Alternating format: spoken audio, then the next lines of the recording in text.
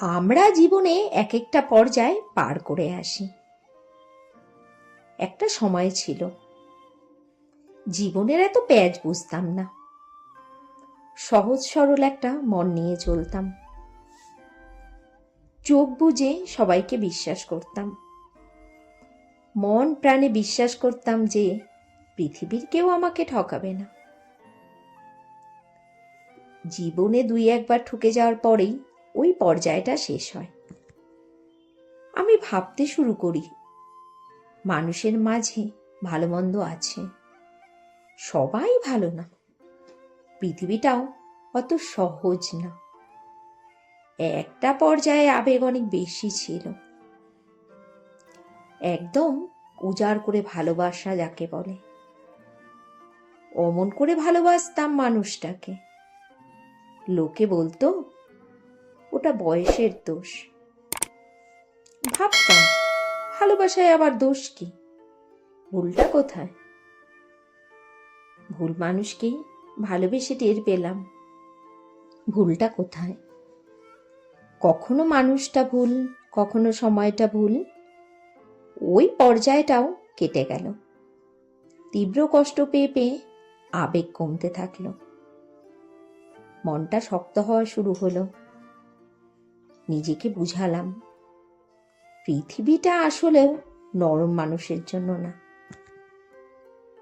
ঠকে গিয়ে, ধাক্কা খেয়ে, ব্যর্থ হয়ে, ভুল মানুষকে চিনে কিংবা জীবনের অন্ধকার অংশটাতে নিজেকে খুব একা আবিষ্কার করে আস্তে আস্তে কেমন যেন পাথর হয়ে গেলাম। এখন আর উজাড় করে ভালোবাসতে পারি না, প্রাণ খোলা সে হাসিটা আর আসে না। পৃথিবীটাকে পৃথিবীই ভাবতাম, যেদিন থেকে টের পেলাম পৃথিবীটা একটা মঞ্চ, সেদিন থেকে অভিনয় করা শিখে গেছি।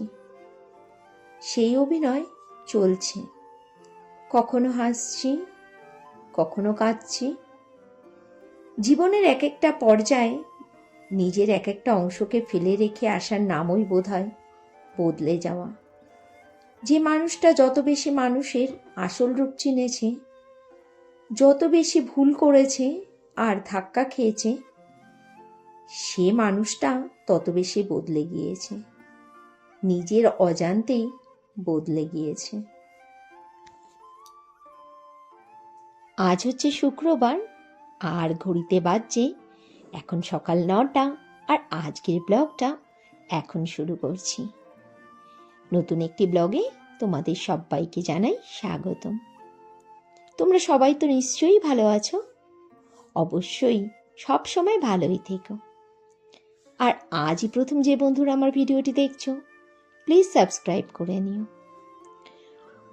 আর ভিডিওটি কেমন লেগেছে সেটি কিন্তু অবশ্যই কমেন্টস করে বলো, লাইক করতে কিন্তু একদমই ভুলো না। শীতের কিন্তু বিদায়বেলা চলে এসেছে। বাতাসে কিন্তু এখন আর সেই হিমেল হাওয়ার স্পর্শটা নেই, কেমন যেন একটা গরম গরম লাগছে না? আমাদের এখানে তো দেখলাম দুদিন ধরে আবার কোকিলও ডাকা শুরু করেছে। বসন্ত যে আর বেশি দূরে নয়, সেটা যেন কোকিল ডেকে জানান দিচ্ছে। তোমাদের সাথে কথা বলতে বলতে আমার উপরের ঘরের কাজকর্মগুলো হয়ে গেল। মেয়েটাকেও সকালবেলাতে রেডি করে পাঠিয়ে দিলাম স্কুলে। ও স্কুলের জন্য বাড়ি থেকে বেরোয় প্রায় 10টা নাগাদ। আর আজ যেহেতু শুক্রবার, আমাদের নিরামিষ খাওয়ার দিন। আমরা অনুকূল ঠাকুরের দীক্ষিত, এই জন্য শুক্রবার নিরামিষ খাই। নিরামিষ রান্নাবান্নার প্রিপারেশন একদম রেডি হয়ে গেছে। ছেলেটা না ভেজ পকোড়া খেতে খুব ভালোবাসে, আর শীতের দিনই তো নানা রকম ভেজিস পাওয়া যায়। এই দিনই তো হচ্ছে এইসব জিনিস খাওয়ার আদর্শ সময়। ভেজে নিলাম মুচমুচে ভেজ পকোড়া, আর করছি আলু, ফুলকপি, মটরশুঁটির ডালনা। জানো, এই ফুলকপি ডালনা রান্না করাটা না আমি আমার ঠাকুমা শাশুড়ির কাছ থেকে শিখেছি। আমার ঠাকুমা শাশুড়ি খুব রন্ধনপটুয়সী ছিলেন। ঠাকুমার হাতে নিরামিষ রান্নাগুলো আজও যেন মুখে লেগে আছে। সে অনেক দিন আগেকার কথা, ঠাকুমা চলে গেছে, কিন্তু তার কাছ থেকে যে ভালো জিনিসগুলো শিখেছিলাম সেগুলো কিন্তু ধরে রাখার চেষ্টা করছি। জানি ঠাকুমার মতো অতটা আবার সুস্বাদু হয় না, তবুও কি আর করা যাবে, দুধের স্বাদ ঘোলে মেটানোর চেষ্টা।